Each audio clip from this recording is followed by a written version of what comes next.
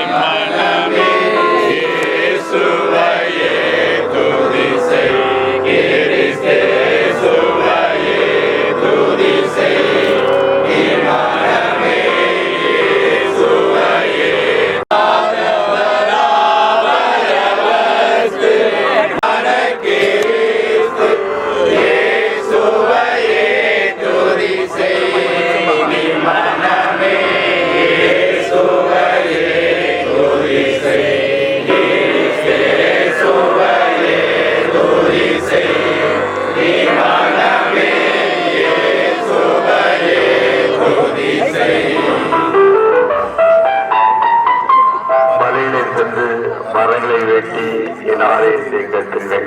பிரியமாய் பெற்ற தெய்வமே, திருவுள்ள வார்த்தைகளுக்காக கூட நன்றி ராஜா.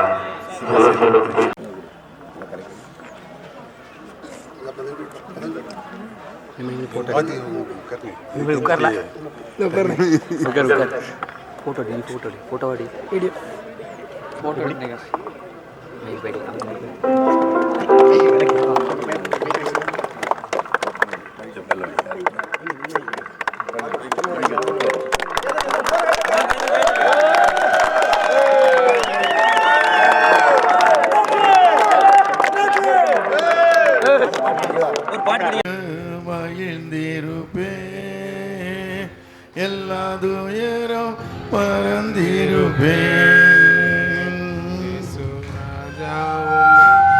எங்கும் நிறைந்த யெகோவா எலோஹிம், ஆராதனை உமக்கே. எங்கும் நிறைந்த யெகோவா எலோஹிம், ஆராதனை உமக்கே. எங்கள் நீதியே யெகோவா செக்கேனோ, ஆராதனை உமக்கே.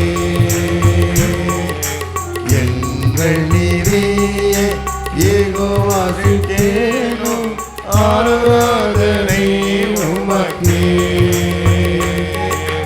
ஆராதனை ஆராதனை ஆராதனை ஆராதனை அப்பா அப்பா உங்களுக்கு ஹல்லேலூயா. Praise the Lord. ஹல்லேலூயா. ஆண்டவராகிய இயேசு கிறிஸ்துவின் இனிதான நாமத்தில் யாவரையும் வாழ்த்துகிறேன், வரவேற்கிறேன். ரொம்ப காலமாக உங்கள் ஊருக்கு வரணும் ரொம்ப நாள் ஆசை. தம்பி சாலமன் ஒரு முறை கண்டிப்பாக கேட்டார். இந்த முறை சொன்னார், வருவீங்களா வர மாட்டீங்களா? வரதான் ஆசை, உங்களெல்லாம் பார்க்க ஆசை, முடியாத சூழலை. ஆனால் இன்றைக்கி எப்படியாவது வந்துடணும், எப்படியாவது வந்துடணும் சொல்லி தான் பிளான் பண்ணி வந்தேன். பார்த்து தான் இவ்வளோ நேரம் ஆயிடுச்சு. ஏன் கேட்டியா, நான் வந்துட்டாலே ஊருக்கு நிறைய பேர் என்னை தேடி வந்துடுறாங்க, யாரும் விடுறதில்லை. அவ்வளோ தூரம் வந்தவங்கள்ட்ட போய் நீ இருங்கன்னு சொல்லிட்டு வர முடியாது. அவங்க ஏதோ ஆசையில் வந்திருப்பாங்க, பார்க்கணுன்னு ஆசை வந்திருப்பாங்க. அவங்க கடினமான முகத்தை காட்டி வந்தால் அது முறையில்லை. அதான் நேரம் ஆயிடுச்சு. ரெண்டாவது, யார் வந்தாலும் வீட்டில் சாப்பிட்டு போகணும், அது ஒரு கண்டிஷன். யார் வந்தாலும் சரி, எப்படிப்பட்ட நிலைமையில் வந்திருந்தாலும் சரி, கூழை குடித்தாலும் அதை நம்ம குடிக்கணும், அதுதான் பிளானு. அதனால் எல்லோரும் சந்தோஷமாக வீட்டுக்கு வருவாங்க. இன்றைக்கி கூட ரொம்ப காலையிலே வந்துடணும், ஒரு 8 மணிக்கெலாம் வரணும்னு நினச்சேன். இரவு நேரம் ஆயிடுச்சு. பகல் கூட்டம் என்ன செய்யுது, இன்னும் நிறைய வேலைகள் போனோம். இன்னும் தத்தையம்பட்டி போனோம், கன்னியாகுமரி போனோம். சில காரியங்கள்லாம் நிறைய இருக்குது. இருந்தாலும் உங்கள் அன்புக்கு ரொம்ப சந்தோஷம். நீங்கள் பாராட்டின அன்புக்கு ரொம்ப சந்தோஷப்பட்டேன். கர்த்தரை ஆஸ்வதிக்கட்டும். செத்த நாயிலும் கேவலமாக வாழ்ந்த என்ன நீங்கள் அழைச்சி என் கூட வந்து இந்த நிகழ்ச்சியை பார்க்கும்போது ரொம்ப சந்தோஷமாக இருந்துச்சு. ரொம்ப சந்தோஷம். நாளைக்கு காலையில் முட்டை வெள்ளைக்கறி சாப்பிடுவேன், 2 முட்டை, கடலை கொஞ்சம் கடலை, கொஞ்சம் காஃபி குடிப்பேன். குடிச்சிட்டு வரும்போது சில காரியங்களை நினச்சி பார்த்தேன். அந்த காலத்தில் நான் சின்ன பையனாக இருக்க காலத்தில் சாப்பாடு கிடைக்காது, நல்ல சாப்பாடு கிடைக்காது. ஏதாவது வேலைக்கு போனால் சோளப்பொரி, பால் இல்லாத காப்பி, கடுங்காப்பி சொல்லுவாங்கல்ல, ஒரு செம்பு காப்பியும் இவ்வளோ பொரியும் தருவாங்க. இதுதான் சாப்பாடு, காலை சாப்பாடு. ஒரு தம்பி காவி கொடுக்கும்போது சொன்னார், ஐயா இது நாட்டு மாட்டில் பிறந்த பால்னு அப்படி சொல்லி கொடுத்தார். நாட்டு மாட்டில் கறந்த பால் அப்படின்னு சொல்லி டீ குடிச்சு கொடுத்தார், காவி கொடுத்தாங்க உள்ள. நான் நினச்சி பார்த்து ஒன்றுமே இல்லை வாழ்ந்த நமக்கு கடுங்காப்பி கூட நம்மளால் குடிக்க முடியாது. மனுஷனுக்கு எவ்வளோ செல்வ சிறப்பாக தராங்களே, கொழுக்க வச்சாங்களே நினச்சி பார்க்கேன். அப்போ எனக்கு அவ்வளோ எளிமையான நிலைமையில் வாழ்ந்த நம்மளை ஆண்டு குப்பையும் தூசியுமாக வாழ்ந்த என்ன உயர்த்துகிற பெரிய கிருபையை நினைத்து நான் கடவுளுக்கு நன்றி சொல்கிறேன். கர்த்தர் உங்களை ஆஸ்வதிக்கட்டும், வழி நடத்திட்டோம். இந்த உலகத்தில் ஒன்றும் கொண்டு வந்ததில்லை. கடந்து போகும்போது யாரும் எந்த மனுஷனும் எதையும் எடுத்து செல்ல முடியாது. அது மனதில் வைத்து வாழ்கிறது ஒரு வாழ்க்கை தான். பகிர்ந்து சாப்பிட்டா பசியாரம், பகிர்ந்து சாப்பிட்டோம்னா பசியாரம் இல்லை. அதை மனதில் வச்சு வாழணும். நம்ம ஏழை பணக்காரன் எல்லாத்துக்கும் ஒரே இடம்தான், எல்லாருக்கும் பெட்டி தான். சிலருக்கு பெட்டி, சிலருக்கு பெட்டி இல்லாமல் தூக்கி போட்டு மூடிடுறாங்க. இதுதான் வாழ்க்கை. பெரிய பணக்காரன் நினச்சி, வசதி பிடிச்ச ஆள் நினச்சி மேலே கொண்டு அடக்கம் பண்ண போகிறதில்ல. ரத்தன் டாட்டா கேள்விப்பட்டீங்களா? டாட்டாவுடைய ஓனர் இறந்து போயிட்டார் 87 வயசில். அவர் பாருங்கள், அவர் வாழ்ந்த வாழ்க்கை ரொம்ப ஒரு எளிமையான வாழ்க்கை. உலகத்தில் பெரிய பணக்காரன், உலகத்திலே பணக்காரன். அவர் பாம்பேயில் ஒரு பெட்ரூமில் தான் வாழ்ந்தார். ஒரு பெட்ரூமில் தான், ஒரே பெட்ரூம் தான். அன்பாக ஒரு நாய் வளர்த்தார். பையன் கூட இருந்தான். இவ்வளோ பெரிய துண்டு கேக்கு, அவர் பிறந்தநாளைக்கு வெட்டினது இவ்வளோ பெரிய சின்ன கேக்கு தான் வெட்டி பையனும் அவரும் நாய் 3 பேரும் தான் சாப்பிட்டாங்க. அவர் வாழ்ந்த வாழ்க்கையில் அவர் சம்பாரித்த சொத்தில் 85% ஏழைகளுக்கு கொடுத்தார். 100 ரூபான்னா 85 ரூபா ஏழைகளுக்கு கொடுத்தார். அவ்வளோ பெரிய வசதி பிடிச்ச மனுஷன். அதுவும் அவர் என்ன எழுதி வச்சார் தெரியுமா? பாசிச முறைப்படி தான் அவர் அடக்கம் பண்ணணும்னு சொன்னார். பாசிச முறைப்படின்னா பூமியில் மண்ணுக்குள்ளே போடக்கூடாது, கெட்டி தூக்கிடணும், காக்கா பறவைகள் சாப்பிடணும், என் சரீரத்தை வேஸ்ட் பண்ணக்கூடாது அப்படின்னு சொல்லி நினச்சார். இன்றைக்கி நம்ம ஆட்கள் எப்படி வாழ்ந்துக்கிட்டு இருக்கோம், கிறிஸ்தவங்களாம் எப்படி வாழ்ந்துக்கிட்டு இருக்கோம், செல்வ கொழிப்பில்லை எப்படியோ வாழ்ந்துக்கிட்டு இருக்கோம். அந்த மனுஷன் நினச்சி பார்க்கும்போது நேற்று பேட்டி வாசித்தேன். கவிஞர் வாலி சொல்லியிருக்க பேட்டியை வாசித்தேன். அவர் ஒரு நாள் பாம்பேயில் வாலி போயிருக்கும்போது மழை வந்துருச்சு, டாக்ஸி கிடைக்கல, ஆட்டோ கிடைக்கல, ஒன்றுமே கிடைக்கல. வழியில் நிப்பாட்டி பார்க்க ஒரு வண்டி நிப்பாட்டலை. பெரிய பாடல் ஆசிரியர். திடீர்னு ஒரு மனுஷன் திடீர்னு வந்தார். காரை நிறுத்தி, நான் ஏதாவது உங்களுக்கு உதவி செய்யணும்னு கேட்டார். ஐயா எனக்கு ஆட்டோ கிடைக்கல, டாக்ஸி கிடைக்கல, நான் சென்னைக்கு போனோம், என்னை ரயில்வே ஸ்டேஷன் கூட வேணும்னு சொன்னாராம். நான் ட்ராப் பண்ணுறேன் அப்படின்னு சொல்லிவிட்டு அவர் ஊரில் கூட்டிகிட்டு போய் ட்ராப் பண்ணி பாம்பேயில் ஒரு ரயில்வே ஸ்டேஷனில் சேஃப்டியாக விட்டுட்டு போனாராம். விடும்போது தான் கேட்டார், உங்கள் பேர் என்னையான்னு கேட்டாராம். கேட்கும்போது சொன்னாராம், நான் தான் ரத்தன் டாட்டா அப்படின்னு சொன்னாராம். எவ்வளோ பெரிய மனுஷன் பார்த்தீங்களா, எவ்வளோ பெரிய மனுஷன் பார்த்தீங்களா. இன்றைக்கி மனுஷனுக்கு ஒரு சின்ன காரியம் வந்தால் எவ்வளவோ பெருமை. நான் எவ்வளோ பெரிய ஆள், நான் எவ்வளோ பெரிய ஆள் தெரியுமா அப்படின்னு சொல்லி மனுஷனை பெருமை பாராட்டுறான். பெருமை தான் மனுஷன் அவனுக்கு சாகடிக்குது. அந்த ரத்தன் டாட்டா பாருங்கள், இவ்வளோ பெரிய மனுஷன், தாழ்மையான வாழ்க்கை, தாழ்மையான வாழ்க்கை. அதே போல் தான் ஆண்டவரும் சிலுவை வரைக்கும் தன்னை தாழ்மைப்படுத்தினார், சிலுவை வரைக்கும் தன்னை தாழ்மைப்படுத்தினார், மரண பரியந்தம் தன்னை தாழ்மைப்படுத்தினார். அவ்வளோ பெரிய தெய்வம். நல்ல தகப்பனே, காலை வேளைக்காம் சமூகத்தின் நன்றி ராஜா. சோனலூர் கிராமத்துக்காக, கிராமத்து பிள்ளைகளுக்காக வைத்த அன்புக்காக நன்றி ராஜா. நாளையும் ஏற்ற காலத்தில் கட்டப்பட நாம் மகிமைப்பட கிருபை தாங்க. எல்லா தேவைகளோடு இருக்க கிருபை தாங்க. ஒரு குடும்பத்தையும் ஆஸ்வதிங்க, பலப்படுத்துங்க. இயேசுவின் நாமத்தில் ஜெயங்கடிக்க நல்ல பிதாவே, ஆமென். ஹல்லேலூயா. ஆண்டவராகிய இயேசு கிறிஸ்துவின் நாமத்தில் மீண்டும் மீண்டும் உங்களை வாழ்த்துறேன். அடிக்கடி என்னுடைய ஏழ்மையான நிலைமை நினச்சி பார்ப்பேன். எவ்வளோ கஷ்டம், எவ்வளோ வேதனை, ஆனால் ஆண்டு எவ்வளவோ ஏற்றிருக்காரு. 2 தினத்துக்கு முன்பாக நான் ஏலகிரி மலைக்கு போயிருந்தேன். ஜோலார்பேட்டை திருப்பத்தூர் ஏரியாவில் ஒரு கிறிஸ்துமஸ் ப்ரோக்ராம் நடத்த போயிருந்தேன். ஏலகிரி மலையில் ஒய்எம்சிஏவில் ஒரு மீட்டிங்காக என்னை கூப்பிட்டுருந்தாங்க. அங்கே போயிட்டு நான் வந்தேன். அங்கே நிலைமையை பார்த்து இந்த மக்கள் என்னை வழிநடத்த விதத்தை பார்த்தேன். எவ்வளோ சந்தோஷம். ஒன்றுமில்லாமல் செத்த நாயிலும் கேவலமாக வாழ்ந்து நம்மளை இவ்வளோ தூரம் ஆண்டு வைத்திருக்காரு. ஒரு சாதாரணமான காரியம் இல்லையே அப்படின்னு நினச்சி நான் பார்ப்பேன். அதில் வந்து பிள்ளைகள் வந்து இந்த குதிரை வண்டியை கொடுத்து என்னையும் ஏற்றி நினச்சி நான் பார்க்கேன். நினைக்கவே முடியலை. ஆனால் நம்மளை இப்படி ஒரு ராஜாக்களும் ஆசாரிகளும் ஆக்கினது யாருன்னா கடவுள் தான். கடவுளோடு நீ வாழும்போது, கடவுள் சாட்சியாகி மகிமைப்படும் போது கர்த்தர் ஒரு நாள் நம்மளை குறைபடவே மாட்டார், குறைபடுத்தவே மாட்டேன். என் வாழ்க்கையை நான் அனுபவிச்சுக்கிட்டேன். நான் சென்னைக்கு போயிட்டு கிட்டத்தட்ட 56 வருஷம் முடிஞ்சு போச்சு. 56 வருஷம் முடிஞ்சு போச்சு. 56 வருஷம் மேலே தான்.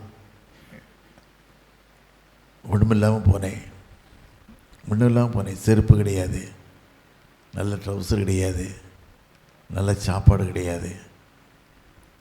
1.25 ரூபாய் நம்ம டிக்கெட் திருநெல்வேலியிலேருந்து ட்ரெயினுக்கு. எக்ஸித்தா ஒருத்தர் என்னை கூட்டிகிட்டு போனாங்க. ஒன்றுமே இல்லாமல் நினச்சி நான் பார்த்தேன். இன்றைக்கி ஆண்டவர் எவ்வளோ ஏற்றிக்காரில்ல. ஆனால் ஆண்டவர் பெரியவர். வேதத்தில் வாசிக்கம் இல்லை.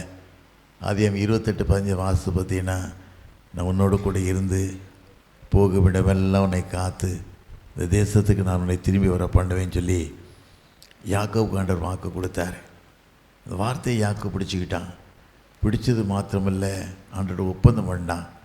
தேவர் என்னோடு கூட இருந்து போக விடமெல்லாம் என்னை காத்து இந்த தேசத்துக்கு என்னை திரும்பி வர பண்ணுவீரானா, என் சம்பாத்தியத்தில் உங்களுக்கு தசம பாகத்தை கொடுப்பேன்னு சொல்லி வாக்கு கொடுத்தான். வாக்கு கொடுத்தது மாத்திரமில்லை, அப்படியே செய்தான்.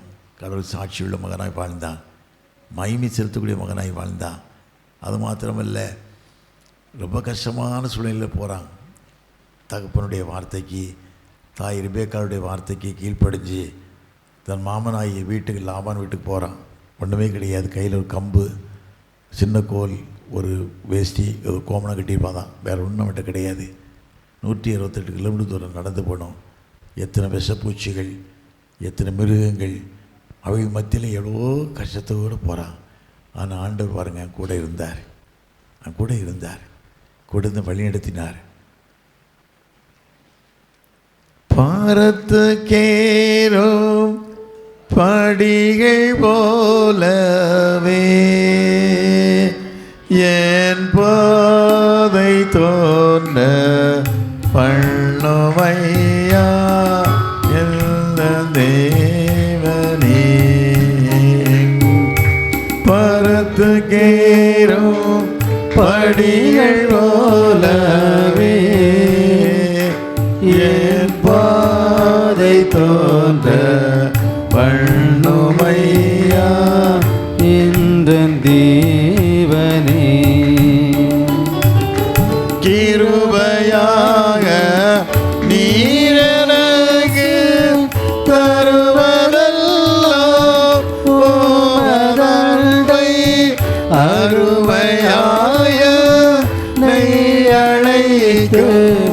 அன்பின் தூத நாகச் செய்யும் தேவனே நான் போவதல்லையில்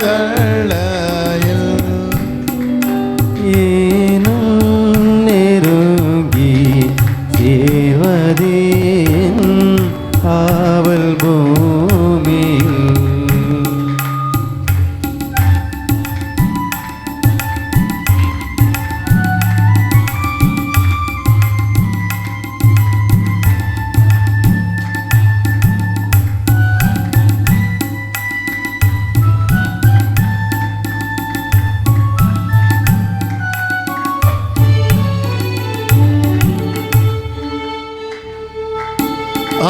ஆனந்தமா சட்டை வேறேது பரவசமா ஆகாயத்தில் ஏறி போயினும் ஆனந்தமா சட்டை வேறேது பரவசமாய் ஆகாயத்தில் ஏறி போயினும் வானமண்டலங்கடந்து பறந்து மேலே சென்றிடினும் மகிழ்வுறு காலத்திலும் நான் மறுவியும்மை கேட்டு சேர்வேன் தேவனே நான் உமதண்டையில் ஏனும் நெருங்கி சேர்வதே என் ஆவல் பூமியில்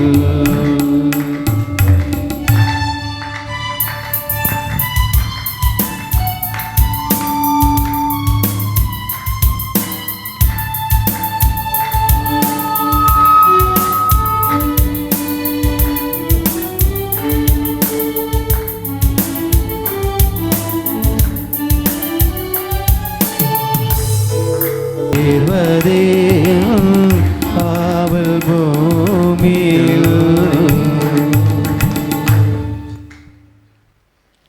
அவ்வளோதான் கஷ்டப்பட்டோம். ரொம்ப வேதனைனாலும் ஆண்டவர் ஒவ்வொரு நாட்களும் என்னை தாங்கி நான் உன்னை ஏந்துவேன், உன்னை சுமப்பேன், உன்னை தப்புவிப்பேன், முதிர் வயதுக்கும் பாதுகாப்பேன்னு சொல்லி வாக்குத்து தான் வாழ்க்கையில் கொடுத்து பாதுகாத்து வருகிறார். அது மாத்திரமல்ல, நாங்கள் 4 சகோதரர்கள், 2 பேர் இப்போ கர்த்தர்கள் நித்திரை அடைச்சிட்டாங்க, 2 பேர் தான் இருக்கோம். என் குடும்பம் ஒரே கூட்டு குடும்பம், இப்போவும் ஒரே கூட்டு குடும்பம் தான், ஒரே கிச்சன் தான். வீட்டில் 15-16 பேர் சமையல்காரங்களே இருக்காங்க, 13 பேருக்கு மேலே இருக்காங்க.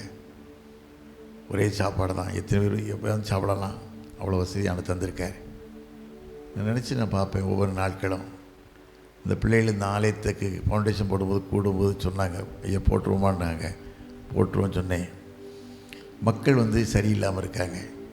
மக்கள் அரசியல் பண்ணிக்கிட்டு, திருச்சபையில் உட்காந்து அரசியல் பண்ணிக்கிட்டு, டிசி வந்தால் எப்படி சம்பாதிக்கலாம், கமிட்டி மெம்பர் இருந்தால் எப்படி சம்பாதிக்கலாம், துட்டை இப்படி அடிக்கலாம், திருச்சபை துட்டை இப்படி சாப்பிடலாம், இப்படி தான் கள்ளத்தனமாக வரான். உள்ள வரவில்லாம் தான் பிள்ளைக்கு எப்படி வேலை வாங்கலாம், ரூட்டு மாதிரி இப்படி வேலை வாங்கலாம், கள்ளத்தனம் பிள்ளைக்கு அப்பாயின்மெண்ட் இப்படி போடலாம், அப்படி தான் மனுஷன் வாரான். நினச்சிட்டு போடும்போது பார்த்து இது நம்ம கடவுளுக்காக செய்கிறோம், மனுஷனுக்கு செய்யலை, கடவுளுக்கு செய்கிறோம். இந்த மக ஒரு உட்காந்துருக்கல பிள்ளை எலும்பு சொல்கிறேன். என் ஊர் பக்கத்து ஊர், எந்த ஊருமா? மயிலாப்புரம். உட்காரு. ஊருக்கு கோயில் கட்டி முடியாத சூழ்நிலையில் நான் போய் கட்டினேன், கட்டி எல்லாம் வேலை செய்தேன். இப்போ திறக்க மாட்டேக்கான். அங்கே இருக்க குருவானு திறக்க விடலை. இதுதான் அவங்க வேலை, அதான் அவங்க வேலை. இதை நினச்சி நான் பார்த்தேன். 2 வருஷத்துக்கு முன்னால் ஊத்துமலையில் ஊத்துமலை தம்பியோடு வந்திருக்கான். அவங்க ஊரில் ஷெட்டு கிடையாது. மழை பெஞ்சால் பாயை அள்ளிட்டு ஓடணும். 2 வருஷத்துக்கு முன்னால் மழை பெஞ்சு கடுமையாக வெள்ளம் வந்து பாயை அள்ளிட்டு போய் பண்டிகை, தோத்திர பண்டிகைக்கு பிற கோயிலில் உட்காந்து நடத்தினாங்க. அதை என்கிட்ட சொன்னாங்க. சொன்ன உடனே 18 லட்ச ரூபாய்க்கு உடனே ஜாங்ஷன் பண்ணி ஷெட்டை உடனே போட்டு கொடுத்தேன். ஷெட்டு போட்டு கொடுத்தா திறக்கணிக்கு ஐயரோடு வர பண்ணிட்டார். கதை பூட்டிட்டு வெளியே போயிட்டார். போலீஸ் ஸ்டேஷனில் கம்ப்ளைண்ட் கொடுத்துட்டாங்க. பிறகு இன்ஸ்பெக்டர் நமக்கு வேண்டிய ஆளுனோட நான் இன்ஸ்பெக்டர் வச்சு திறந்தேன். அதே ஊரில் ஒரு முக்கியமான தம்பிக்கு யூரின் போகிற இடத்துல கேன்சர். அந்த மனைவி அழுறா. 2 பிள்ளைகளும் 3 பிள்ளைகளும் அழுறா. என்ன செய்வோன்னு சொல்லி அழுது. நானே இதை ஏற்பாடு பண்ணி சென்னைக்கு வர சொல்லி ஒரு டாக்டரை பார்த்து பேசி அவன் காசு செலவழிக்கக்கூடாது நானே எல்லாம் பண்ணி சுகப்படுத்தி அனுப்பினோம். ஒய்ஃப் ஒரு எக்ஸிக்யூட்டிவ் மெம்பர். கொஞ்ச நாளையில் இதே பேராயர் கூப்பிடான்னு சொல்லி அவர்கிட்ட சால்வை போட்ட உடனே மயங்கி உள்ள போயிட்டாங்க. இதுதான் வாழ்க்கை. என்னவோ உங்கள் வாழ்க்கை எப்படி நடக்கும் மனுஷன் ஓடிக்கிட்டு இருக்கான். ஏமாத்து உலகம். உண்மையான ஊழியங்கள் இல்லை. இது கூட நம்ம குருவானில் வரல, எங்கே போனாரோ தெரியல, வரல. இவர் வந்திருந்தாருன்னா இவரை ஃபீஸை உருவிடுவாங்க. இதுதான் அவருடைய வேக்கம். இவர் வந்துட்டாருன்னா ஃபீஸை உருவிடுவார் மேலே உள்ளவர். ஏன்னா மேலே உள்ளவர் தேவபுத்திரன் இல்லை, கடவுள் பயந்து வந்த மனுஷன் இல்லை, அராஜாகம்.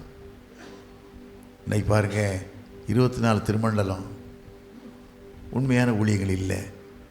மற்ற பிராமணர் ஆள்றாங்க. இவங்ககிட்ட அதிகாரத்தை பல்ல பிடிக்கிட்டாங்க. காரணம் கேட்டால் உண்மை இல்லை. வெத்து வாழ்க்கை, வெட்டி வந்தா ஏமாற்று உலகம். எப்படி மக்களை ஏமாற்றலாம்? கலர் ட்ரெஸ்ஸை போட்டுக்கிட்டு ஊரை ஏமாற்றிக்கிட்டு ஒரு பாரம் தரிசனம் வேணும். ஊழியத்துக்கு வராத. ஒரு தரிசனம் இல்லைன்னா மக்களும் அப்படித்தான். எவன் 300 ரூபா சந்தா கட்டலாம், எவனுக்கு ஓட்டு போடலாம். இதுதான் இல்லைனுடைய நீ ஒரு நாசமாக இருக்கொண்டு எத்தனையோ காசை கட்டுற. முன்னால் 300 ரூபா சந்தா கட்ட முடியாதா? முன்னாலும் 300 ரூபா சந்தா கட்ட முடியாதா? கடவுள் சாட்சியாக வாழ முடியாதா? ஏன் அப்படி வாழ்கிற? உண்மை இல்லைன்னா வாழாத. வாழ்ந்து பிரயோஜனம் கிடையாது. 100க்கு 95% கிறிஸ்தவன் பருவத்து போகிறதில்ல, போக முடியாது. உடம்பெல்லாம் போய் வேஷம், திருட்டு, ஏமாத்து வேலைகள், கள்ளத்தனமான அப்பாயின்மெண்ட்டு. எப்படி அப்பாயின்மெண்ட் போடுறோம்? ஏழை மக்களை பார்க்கறதில்ல, ஏழைகளை கண்ணீரை பார்க்கறதில்லை. ஏழையின் சிரிப்பில் இறைவனை பார்ப்போன்னு சொல்கிறான், ஏமாத்துறான் அரசியல்வாதி. அதை விட மோசமாயிட்டான் நம்ம ஆட்கள். அதை விட மோசமாயிட்டான். இவங்க நினைக்காங்க குருவானவரையோ பேராயரையோ பார்த்த உடனே கடவுளே வந்துட்டான்னு நினைக்காங்க.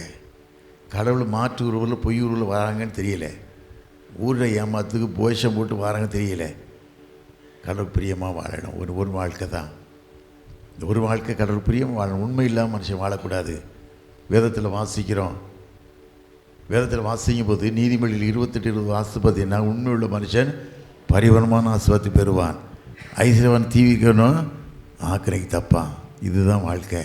நீ வாழ்கிற வாழ்க்கை உண்மையான வாழ்க்கையை வாழணும். ஒன்றுமே இல்லை, காலம் ஓடிக்கிட்டே இருக்குது. இந்த வாழ்கிற வாழ்க்கை தேவனுக்கு பிரியமான வாழ்க்கை, உண்மையான வாழ்க்கை வாழணும். காலம் ஓடுது. அந்த வாழ்க்கையை நினச்சி கடவுளுக்கு பிரியமாக வாழணும். அதை தான் ஆண்டவர் விரும்புகிறார். எப்படி காலம் ஓடட்டும், ஆனால் ஒரு வாழ்க்கை உண்மையாக வாழு. அடுத்தவனை ஏமாத்தாத, அடுத்த குடியை கெடுக்காத, அரசியல் பண்ண திருச்சபை சொத்தை கூறு உடனே வைக்காத. கடவுள் ஒன்றும் கூறு விட்டுருவார். திருச்சபை சொத்தை யார் கூறு விட்டு வந்தாலும் சரி, கடவுள் கூறு விட்டு வரல. அதை மனசில் நினச்சி வாழ்கிற வாழ்க்கை ஒரு வாழ்க்கை தான், ஒரே வாழ்க்கை தான். அதுக்கு ஒரு வாழ்க்கை கிடையாது. அந்த ஒரு வாழ்க்கை பரிசுத்தமான வாழ்க்கையா, தேவனுக்கு பிரியமான வாழ்க்கையா, உண்மையான வாழ்க்கையா, தாழ்மையான வாழ்க்கையாக வாழுங்க. அதை தான் ஆண்டவர் ஆஸ்வதிக்கப்பட முடியும். இன்றைக்கி ஊழியை பற்றி நம்ம நினைக்கக்கூடாது. வேதத்தில் வாசித்து பார்த்தீங்கன்னா யாக்கோபு 3:1 வாசித்து பார்த்தீங்கன்னா யாக்கோபு 3:1 ஆக்கினித்திரு படைவம்னு சொல்லி அநேகர் போதகராக இருப்பீர்கள். இதுதான் வார்த்தை. அவங்களாம் போதகராக எதுக்கு ஆகிறாங்க? ஆக்கினித்து அடைய போகிறாங்க. அதுக்கு வரல. தேவனுக்கு பிரியமான வாழ்க்கை, ஆண்டோடு வாழக்கூடிய வாழ்க்கை, ஒரு வாழ்க்கை உண்மையாக வாழணும். ஒருத்தன் தேவனுடைய வீட்டை கட்டினா தேவன் அவனை கட்டு வரல. நான் நினைக்கிறது தான், அந்த பெருமைக்கு மாரடிக்க வேண்டாம். ஒரு வாழ்க்கை உண்மையான வாழ்க்கை. ஒன்றும்லாம் வாழ்ந்தோம், சாப்பாட்டுக்கே வழியில். இன்றைக்கி அதான் நினச்சி பார்த்தேன். காலையில் ஒரு செம்பு காப்பி, கடு காப்பி, சோளப்பொரி, இதுதான் காலை சாப்பாடு. அது என்ன சத்து இருக்கும்? இன்றைக்கி வெள்ளை முட்டை, ஒயிட் வெள்ளைக்கரு, அவிச்ச சுண்டல், வேறு எல்லாமே சில காலையிலையும் தரேன் காலை காஃபி குடிக்கிறதுக்காக. சாப்பிட்றதுக்கு முட்டை குருமா, ஆப்பம், கடலைக்கறி எல்லாமும் தராங்க. அவள் நினச்சி பார்த்தோம்மா, இதெல்லாம் நினச்சி வாழ முடிஞ்சுதா? ஆனால் எவ்வளோ ஆண்டு தராரு, கடவுள் எவ்வளோ பெரிய கிருபை தராரு. அந்த கிருபைக்கு நம்ம பாத்திரமாக வாழணும்ல. இன்றைக்கி அநேக குடும்பங்களில் பிரச்சனை. அதுவும் கடந்த 2 நாளைக்கு முன்னால் நான் சொன்னல, திருப்பத்தூர்லாம் போயிட்டு வந்தேன் இல்லை, நடுராத்திரில் ஒரு வீட்டுக்கு கூப்பிட்டு போனாங்க என்ன ஜெபம் பண்ணுறதுக்காக. ஒரு மகளுக்கு பிரஸ்டில் கேன்சர் மரணத்தோடு போராடிக்கிட்டு இருக்கா.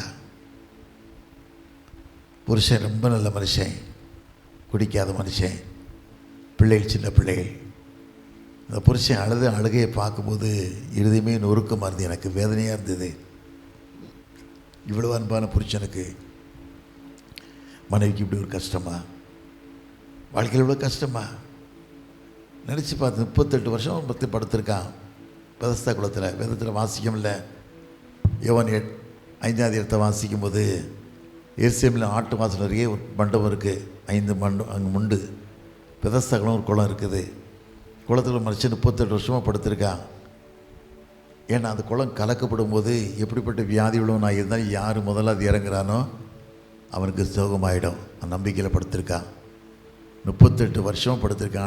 ஆண்டவர் பிறக்கிறதுக்கு 4 வருஷத்துக்கு முன்னாலே. ஆண்டவர் பிறந்து 33 வருஷம் பிறகு ஊழியத்துக்கு வராரு. ஊழியத்துக்கு இந்த இடத்துக்கு வரும்போது அவனை பார்த்து சுகமாக விரும்புகிறையான்னு கேட்காரு. அவன் சொல்கிறான், ஆண்டவர் சுகமாக தானே படுத்திருக்கேன், யாரும் குளத்திலுண்டு இறக்கி விட ஆள் இல்லையே, நான் என்ன செய்யட்டும் கழுதுறான். இந்த காட்சியை ஆண்டவர் பார்த்து சொல்கிறார், படுக்கை எடுத்துக்கொண்டு நடன்னு சொல்கிறார். அவ்வளோதான், நடந்துட்டான்ல. நான் அதைத்தான் நினச்சி பார்த்தேன். ஒரு மனுஷன் யோர்தானில் 7 தரம் முழுகிறான்ல. 2 ராஜாக்கள் 5ஆம் அதிகாரத்தை வாசிக்கும் போது ஒரு மனுஷன் நாகமான குஷ்டரோகி 7 தரம் முழுகிறான்ல. சிறுபடி மாம்சத்தால் மாறியாச்சே. ஏன்ட்டு நல்லவர் தானே, உண்மை உள்ளது ஆண்டவரே. ஏன் அந்த குடும்பத்துக்கு தருத்திரம், எந்த குடும்பத்துக்கு வேதனை? ஏழை பிள்ளைகள், ஏழை இப்போ யார்கிட்ட போவாங்க, யார்கிட்ட போய் போவாங்க? ஏழை பிள்ளைகள் யார்கிட்ட போக முடியும்? என் உள்ளமெல்லாம் நொறுக்கப்பட்டேன். வேதனை, அவ்வளோ வேதனை. ஒரு வார்த்தை சொன்னால் போதும் ஆண்டவரே, ஒரு வார்த்தை சொன்னால் போதும். விண்ணப்பத்தை கேட்பவர். இன்னைக்கு உங்கள் வீட்டில் ஒரு பிரச்சனைன்னா யாரையும் தேடாதீங்க, நீங்கள் முழங்கால் போடுங்க. முழங்கால் போட்டு உங்கள் 2 கரங்களையும் குழந்தை மேலேயோ கணவர் மேலேயோ வச்சு ஊக்கத்தோடு ஜெபம் பண்ணுங்க. விசுவாசமுள்ள ஜெபம் பிணியாளி ரட்சிக்கும். இன்றைக்கி எந்த ஊழியக்காரரும் நம்ப முடியலை, எல்லாரும் ஏமாத்துக்காரனாக இருக்காங்க. குற்றாலத்தில் மரும ஆலயத்தை கட்டினேன். தோத்திர பண்டியான் தான் எங்கள் பேர் தெரிஞ்சிருக்கிறதுக்கு ஸ்பீக்கர் வச்சு மறைச்சி கட்டிக்கிறான். பேர் தெரிஞ்சிருப்பான்ட்டு உள்ளே போனால் சேரு, பயங்கரமான சேரு. அது ஒரு 18 லட்ச ரூபா செலவழித்து ஃபேர்வெட் கல் போட்டு கொடுத்தேன். ஃபுல்லாக 2 வருஷங்கள் ஆகலை. இந்த வருஷம் கூப்பிடவே இல்லை. இன்னும் அவன் கொடுத்த காணிக்கை கணக்கே கொடுக்கலை. தோத்திரம் நடந்த காணிக்கை அவன் சுருட்டிட்டு போய்கிட்டே தான் இருக்கான். சாபம். திருச்சபை காசை நீ சாப்பிட்ட அப்படின்னு சொன்னால் 2 காசுக்கு ஆசைப்பட்டான் கேயாசி. 2 ராஜாக்கு 4000 வாசு 5,000 வாசு பார்த்தீங்கன்னா கேயாசின்னு மனுஷன் இருந்தான்ல, குஷ்ரோகியாக இருந்தான்ல, ஒரு சிறு பெண் அந்த வீட்டில் இருந்தான்ல. அவன் எங்கள் இஸ்ரேல் தேசத்து பெண்ணை சீரிய நாட்டு படை வீரர்கள் சிறப்பிடிச்சு வந்திருந்தாங்க. சின்ன பிள்ளை. அவள் எஜமான்கிட்ட சொல்கிறா, எஜமான் இஸ்ரேல் தேசத்துக்கு போவாரன்னா அங்கே ஒரு தீர்க்கதரிசி இருக்கார், அவரும் சுகம் பெறுவான்னு சொன்னார்ல. அந்த வார்த்தை நபி 10 தாலந்து வெள்ளி 6000 சேக்கல் தங்கம் 10 மாற்று கொண்டு போய் நின்னான். ஒரே சொன்னான் தீர்க்கதரிசி. ராஜா கூட பயந்துட்டான், சட்டையெல்லாம் கிழிச்சிக்கிட்டான். ஆனால் தீர்க்கதரிசி சொன்னான், இஸ்ரேல் தேசத்தில் ஒரு தீர்க்கதரிசி உண்டு என்பதை அறிஞ்சிட்டுங்க அனுப்பிடாங்கண்ணா.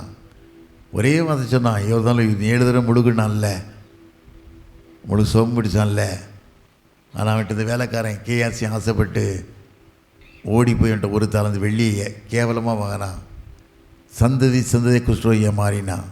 திருச்சபை காசை சாப்பிட்டு திருச்சபை நடக்க வேண்டிய அன்றைக்கெல்லாம் 50 வருஷத்துக்கு பின்னால் போயிடுச்சு. திருச்சபை திருமண்டால் பின்ன வருஷம் போயிடுச்சு, திருப்ப முடியாது. காரணம் நானே ராஜா, நான் தான் தலைவர், நான் தான் சேர்மன், என்னை யார் என்ன பண்ண முடியும்? ஆனால் ஆண்டு கேட்பார்ல. திருவண்ணாமலையில் அவ்வளோ பெரிய மலையில் வெள்ளத்தில் பெருவெரிய பாறைகள்லாம் பந்து போல் உருண்டுச்சு. பந்து போல் எத்தனையோ குடும்பங்கள் அழிஞ்சுது, எத்தனையோ குடும்பங்கள் அழிஞ்சுது. கேரளாவில் எத்தனை உயிர்கள் சாசாச்சு. இயற்கைக்கு யாரும் முன்னே நிற்க முடியுமா? கடலுக்கு நீ முன்னே யாரும் நிற்க முடியுமா? ஒரு வாழ்க்கை தேவனுக்கு பிரியமில்லாத வாழ்க்கை இருந்துச்சு அப்படின்னு சொன்னால் இதுதான் அழிவு, இதுதான் அழிவு. திருச்சபை அழிக்காத, திருச்சி அழிச்சுன்னு கூறு போடாத. நீ எந்த திருச்சியும் கணக்கு கிடையாது. யார் எப்படி வேணாலும் சாப்பிட்டு போகலாம். மக்கள் கண்ணீரோடு போட வேண்டிய காசை இவங்க மங்களம் பண்ணிட்டு விற்றுட்டு போயிட வேண்டியதுதான். இதுக்கு தான் வந்திருக்காங்க. இது வாழ்க்கை இல்லை. ஒரு பைசானாலும் கடல்கிட்ட கணக்கு கொடுக்கணும், ஒரு பைசானாலும் கடல்கிட்ட கணக்கு கொடுக்கணும். யாரும் தப்ப முடியாது. வேதத்தில் வாசிக்கிறோம், மத்தேயு 25:19 வாசித்து பாருங்கள். கணக்கு கேட்கக்கூடிய எஜமான ஆண்டவர் போகிறாரு, கணக்கடி எஜமான ஆண்டவர் போகிறாரு. வேதத்தில் வாசிக்கும்போது மத்தேயு 26:15 வாசித்து பார்த்தீங்கன்னா, சதுசேயர் பரிசேயர்லாம் இயேசு கொலை செய்ய ஆள் தேடுறாங்க. யூதாஸ் சொல்கிறான், நான் அவரை காட்டி கொடுக்கேன், நீ எனக்கு என்ன கொடுக்குன்னு கேட்டான். 30 வெள்ளிக்காசு கொடுத்தாங்க. 30 வெள்ளிக்காசு அவனை காப்பாற்றிச்சா? 30 வெள்ளிக்காசை தேவாலயத்தை விட்டெறிஞ்சு என்ன செஞ்சான்? நாண்டுக்கிட்டு போய் செத்துட்டான். இதுதான் சாவு, இதுதான் வாழ்க்கை. ஒரு பைசா அவனை காப்பாற்ற முடியலை. அவனோட ஆவி இன்னும் சமாதானம் அடையலை. வருஷத்தில் ஒரு முறை வியாழன் இரவில் கதறுதான், ஐயோ குற்றம ரத்தத்தை காட்டி கொடுத்தேனே, குற்றம ரத்தத்தை காட்டி கொடுத்தேன்னு சொல்லி கதறுதான். வேதத்தில் வாசிக்கும் மத்தேயு 27:19 வாசிக்கும்போது பிலாத்து மனைவி சொல்லுவா, ஐயா நீதிமானுக்கு ஒன்றும் செய்யாத, அவனெல்லாம் நிறைய கஷ்டப்பட்டேன், ஒன்றும் செய்யாதன்னா. ஆனால் பிலாத்து என்ன பண்ணான்? தன் பகட்டு வாழ்க்கைக்காக, ஏமாத்து வாழ்க்கைக்கு இன்றைக்கி ஊழியங்களை வாழ்ந்துக்கிட்டு இருக்காங்களே, ஊரை ஏமாத்துக்கிட்டு இருக்கு. அவன் சொன்னான், தண்ணீர் அள்ளி குற்றம் ரத்தத்துக்கு பங்குன்னு சொல்லி காட்டி கொடுத்தான். ஒரே மாதத்தில் நாடு கடத்தப்பட்டு கொலை செய்யப்பட்டான் பிலாத்து. நாடு கடத்தப்பட்டு கொலை செய்யப்பட்டான். இதுதான் உண்மையான வார்த்தை, உண்மை நடந்தது. மனைவி சொன்ன, இப்படிப்பட்ட புருஷன் எனக்கு வேண்டாம் அப்படின்னு சொல்லி சிலுவைக்கு ஓடிட்டா. காரணம், கடவுளுடைய அன்புக்கு பாத்திரமா வாழ்கிற வாழ்க்கை ஒரு வாழ்க்கை தான். அற்பட்ட பாடுகளை நினைக்கணும், சிலுவையில் தொங்கின காட்சியை நினச்சி பார்க்கணும். கதற சுட்டா ரத்தம் வடிந்தாரே அந்த காட்சியை பார்க்கணும். எவ்வளோ வேதனை, காட்சியை பார்க்கணும். ஆண்டவர் சிலுவையை தூக்கிட்டு போகிறாரு. 16 ஸ்டெப்பு, 3.5 கிலோமீட்டர் தூரம் போகும்போது 16வது ஸ்டெப்பில் எருசலேம் குமாரத்தினா அழுதுகிட்டு இருக்காங்க. அவர் காட்சியை பார்க்க சொல்கிறாரு, கீழே விழுறாரு, உடம்பெல்லாம் காயம். ஒரே வார்த்தை சொல்ல, எருசலேம் குமாரத்திகளே எனக்கு அழாதீங்க, உங்களுக்காக பிள்ளைகளுக்கும் அழுங்க. பச்சை மரத்துக்கு இதை செஞ்சால் பட்டை மரத்துக்கு இதை செய்ய மாட்டாங்க. இன்றைக்கி திருச்சபையில் எப்படிப்பட்ட மக்களை வாழ்ந்துக்கிட்டு இருக்கோம். ஆண்டு எத்தனை முறை சிலுவையில் அடிச்சுக்கிட்டே இருக்கு. இன்றைக்கி திருச்சபையில் பாருங்கள், உண்மை இல்லை, ஒரு திருச்சபையிலும் உண்மை இல்லை. கள்ளத்தனமான அப்பாயின்மெண்ட்டு, கள்ளத்தனமான காரியங்கள், கரஸ்பாண்ட் எடுத்த எத்தனையோ விதமான வேடிக்கையான காரியங்கள், பாலியல் தொல்லை, கிறிஸ்துவ ஸ்கூலில் எவ்வளோ வேதனை. ஒரு பயம் இல்லாத வாழ்க்கை, இது வாழ்க்கை இல்லை. ஒரு வாழ்க்கை ஆண்டு கொடுத்துருக்காரு. ஒரு வாழ்க்கை உண்மையுள்ள வாழ்க்கையாக வாழு ஆண்டவர் விரும்புகிறார். நல்லா வாழாத, உண்மையான வாழ்க்கை வாழு. அப்போ குடும்பத்துக்கு ஆசீர்வாதம், பிள்ளைகளை ஆஸ்வதிக்கப்படுவாங்க, மனைவியும் ஆஸ்வதிக்கப்படுவா. திருச்சபையில் எத்தனையோ விதமான பார்ட்டி, சண்டை, அந்த கட்சி இந்த கட்சி. ஒரு கட்சி தலைவன் சிலுவைக்கு போகலை, ஆண்டவர் மாத்திரம்தான் போனார் சிலுவைக்கு. அதை மனதில் வைத்துக்கிட்டு நீ வாழ்கிற வாழ்க்கை ஒரு வாழ்க்கை, கடவுளுக்கு பிரியமான வாழ்க்கை, ஆண்டவருக்கு வாழக்கூடிய வாழ்க்கையாக இருக்கணும். ஆண்டவர் விரும்புகிறார். அப்படிப்பட்ட வாழ்க்கைக்கு நீ ஒப்பு கொடுக்கும்போது, ஒரு நாள் நான் விட்டு விலகுவதும் இல்லை, உன்னை கைவிட சொன்ன வார்த்தையின்படி உன்னை ஆண்டவர் ஒரு நாளும் விட்டு விலக மாட்டார். நினச்சி நான் பார்ப்பேன், நிறைய இடத்துல நினச்சி பார்ப்பேன். திப்பன்பட்டி ஆலயம், பேஸ்னேஜ், இப்படி அப்படியான ஒரு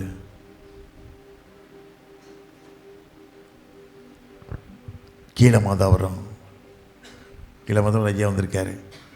ஒரு பைசா அவங்க போடலை, நம்ம பண்ணோம். அங்கே இருக்க பையங்க எப்படி இருக்கான்? யூதாஸோட மோசமாக இருக்கான், யூதாஸோட மோசமாக இருக்கான். இது வாழ்க்கை இல்லை, இது வாழ்க்கை இல்லை. அவன் நினச்சே பார்க்க முடியாது. எக்ஸிக்யூட்டிவ் மெம்பர் வாங்கி கொடுத்தேன், எக்ஸிக்யூட்டிவ் மெம்பர் நினச்சே வாழ்க்கையில் நினச்சி கூட பார்க்க முடியாது. எவ்வளோ மனுஷன் கேவலம் வாழ்கிறான் பார்த்தீங்களா? வாழ்கிற வாழ்க்கை தேவனுக்கு பிரியமில்லாத வாழ்க்கை வாழக்கூடாது. ஒரு வாழ்க்கை தான் வாழணும். அரசியல் ஒன்றை காப்பாற்றாது, எந்த ஊழியக்காரன் ஒன்று காப்பாற்ற மாட்டான். பாவம் வீட்டு வாசப்படியில் படுத்திருக்கும், வேறு எங்கேயும் படுக்காது. வீட்டில் தான் படுத்திருக்கும், வேறு எங்கேயும் படுக்காது. வீட்டில் தான் படுக்கும். நான் கூட நினச்சி பார்த்தேன், நம்ம சாப்பிட்ற கேக்கை நம்ம பிள்ளைகள் சாப்பிடணும்ல. நான் சென்னையிலேருந்து கொண்டு வரேன். சென்னையிலேருந்து ஸ்பெஷலாக எதுக்கு நம்ம பிள்ளைகள் சாப்பிடணும்ல, அதுக்குள்ள இந்த அன்பை பார்க்கணும்ல. இதுதான் அன்பு.